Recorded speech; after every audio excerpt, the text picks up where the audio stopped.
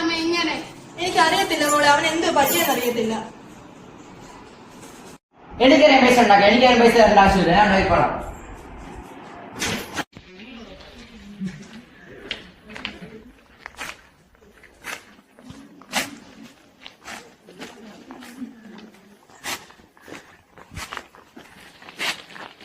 എടി, എനിക്ക് എന്നോടൊരു കാര്യം പറയാനുണ്ട്.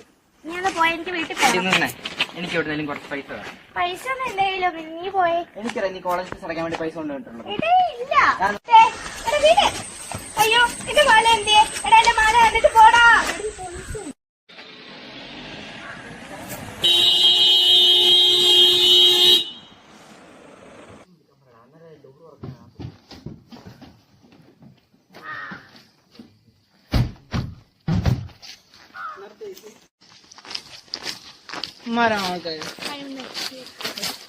പരിപാടി ചുമ്മാ നിൽക്കുന്നു. നീയാണോ മാല കൊടുത്തത്? നീ അല്ലയോ ഇങ്ങോട്ട് മാറിക്കേ. നീ പണി പഠിപ്പിക്കുന്നത്. ഞാണോ വെച്ചത് നിന്റെ മാല? വഴി കിടന്നു കിട്ടി. നിന്റെ പോകലിൽ എന്തോ എന്തുവാടോ? കഞ്ചാവ് നടക്കണ ഇങ്ങോട്ട്.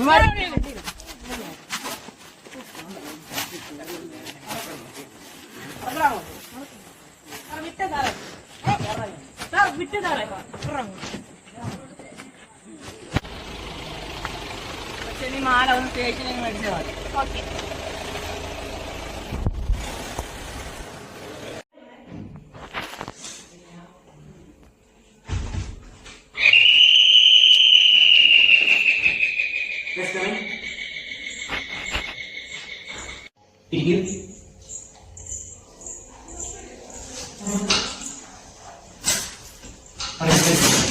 എന്റെ പൊന്നു സാറേ, ഞങ്ങളുടെ മോനെ ഇപ്പോൾ പോലീസ് കസ്റ്റഡിയില്ല.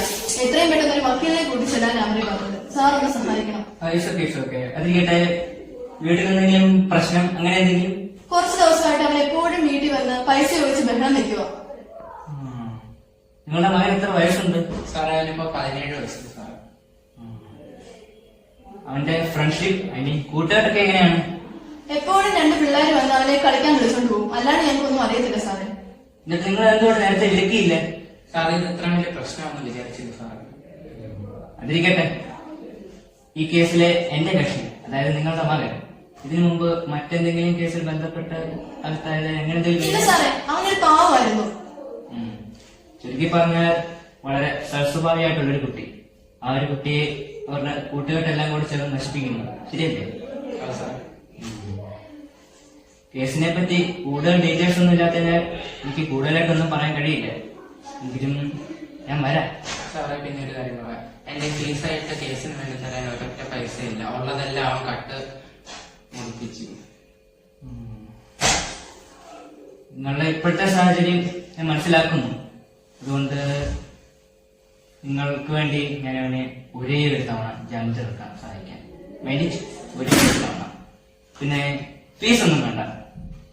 വൺ കണ്ടീഷൻ, അത് ഞാൻ അവനെ ഇറക്കിയ ശേഷം അവനോട് പറയാം. സാറേ, വളരെ നന്ദിയുണ്ട് സാറേ.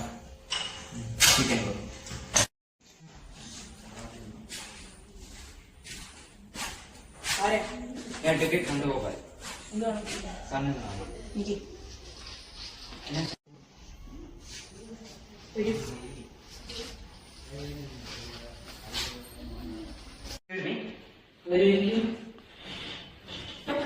എന്താണ് പ്രശ്നം പറയുന്നത്? സാറിന് കസ്റ്റഡിയിൽ ജാമ്യത്തിൽ എടുക്കണം. ഞാൻ നിങ്ങളെ കാണാൻ എനിക്ക് വരുന്നു. അവന്മാർ എന്തൊക്കെ ചെയ്തു വെച്ചിരുന്നെന്ന് അറിയാമോ? ജാമ്യമില്ലാത്ത വകുപ്പൊക്കെയാണ്. ലഹരി വിൽപ്പന കയ്യിൽ കൊണ്ട് നടക്കുക, അത് വിൽപ്പന, ഉപയോഗം, ഇതൊന്നും പോരാത്തതിന് മോഷണം, പെണ്ണുകേസ് എല്ലാം കൂടെ ചേർത്ത് 10-20 വർഷം അവന്മാരകത്ത് ഇറങ്ങുന്ന വകുപ്പുണ്ട്. അയ്യോ സാർ, അങ്ങനെയൊന്നും അല്ല. സാർ അവനെ തെറ്റിദ്ധരിച്ചിരിക്കുക. സാർ ഈ പറയുന്ന കണ്ണൻ ആ ഒരു ചെറുപ്പക്കാരനാണ്. അവന്റെ കൂട്ടുകാരുടെ ചതിയിലേക്ക് അവൻ വീണ് പോയതാണ്. സാർ വിചാരിക്കുകയാണെങ്കിൽ അവന് ജീവിതത്തിലേക്ക് തിരിച്ചു വരാൻ